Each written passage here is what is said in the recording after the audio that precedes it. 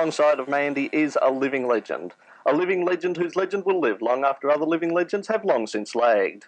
Ladies and gentlemen, please join me in falling to your knees and adopting the traditional "we are not worthy" position for the one, the only, Mr. Peter Brock. Brocky, welcome to the program. Thank you. I thought I got it right. Now, I've got to ask you something. This has been sort of on my mind now ever since I was but a small child. What on earth possessed you to put a Holden engine in an Austin A30? It was a rather bizarre notion, I must admit, but I started off with the idea that maybe I'd put a B-series MG engine in, and that was a reasonable thing. And then I thought, well, big is better. And then someone said to me, look, we fit one of those grey Holden motors. And I thought, well, maybe, yeah. And I walked into the wrecking yard, and I went to a place called Sturt Auto Wreckers in Wagga.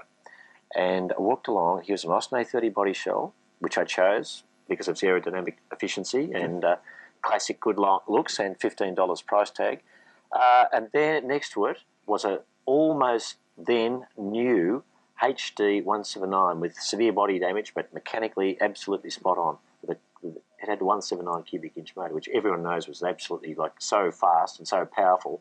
It should have been banned for human consumption. And there it was. The decision was made, and somehow I shoehorned this motor in, and it was a disgraceful thing to do. But gee, did it go! Well, it certainly did. I mean, I think it was as much the audacity of it all, I mean, doing it, that really brought you to the attention of people. I mean, that's where it all started, wasn't it? Yeah, it was. That was sports sedan racing, and that began with that car and a few others like it. With a couple of Cooper S's and what have you. We battled it out around the tracks such as Winton, Phillip Island, Hume Weir particularly, actually, because the guy that ran that in those days went on to run Oran Park. And when he left Hume Weir, Alan Horsley went on and started the Sports Sedan series at Oran Park, and I went up there many weekends. And we got involved with Saturday night racing and all sorts of innovative things. And that was the beginning. But the car was very kind to me. I won a lot of races with it. But that I still couldn't get that big break because, as you said, this audacious motor car, this Austin of England with this 179 engine shoehorned in, to a large degree, people looked at that and said, we don't know if the car's terrific or the driver's okay, we can't work it out. The car might have been absolutely dreadful and the driver okay. The car could have been sensational and the driver was hopeless. But finally, I drove another type of car at a racetrack, and they had a bit of a yardstick, and I got a telephone call and away I went. But that car, I suppose, is a piece of Australian history now, the old Austin A30. Is it still around at all? No, as a matter of fact, we have tried to track this car down, and we sent an APB there some years back and said, look, anyone ever heard of where this car got to? And my understanding is that the body shell finished up at the Speedway area near Warwick in Queensland, the Echo Valley Speedway, I think it was called, and the engine and transmission, etc., went into a drag car. However, what we've done now is we're now building a replica, and it's begun life again, and we've got the old band back together. Oh, it's we've not got getting an HRT sticker on the back. No HRT stuff, no. This is definitely back in the guys that were involved in that project in that era. We found them all, and we got them all, well, not all of them, but a lot of the guys involved, and we're probably around about 8 months, maybe a year away from debuting that car. It's going to be better than ever. I wonder where it's just sort of an exhibition vehicle, or does it actually fit into a historic class? It is going to be for a museum that a fellow called Peter Champion has at a place called Blackwater in the outback of Queensland, up near Longreach, that area.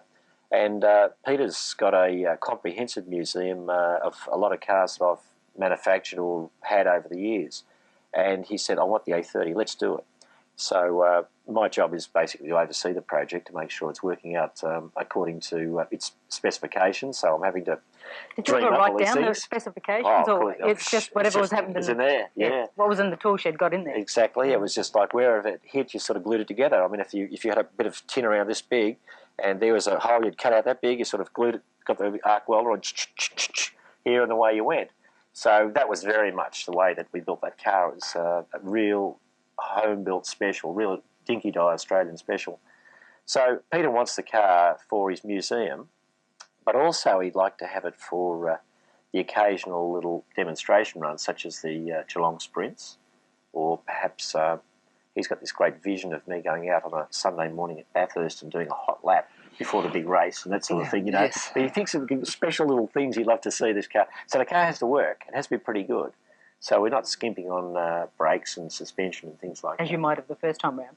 That's right. The first time around, there were certainly certain budgetary constraints. And, well, it had drum brakes for a while, and it had the 3-speed gearbox for a while, and it all those things. Had the single Stromy carburettor for a while, I might add. But gradually I sort of got the car, so it was a pretty reasonable sort of racing car in the end. It had 247 brake horsepower and had the gearbox was out of the Opel gearbox they used out of the 186S HR series. I mean, it had all these strange bits and pieces in it, and I'm going to try and recreate it.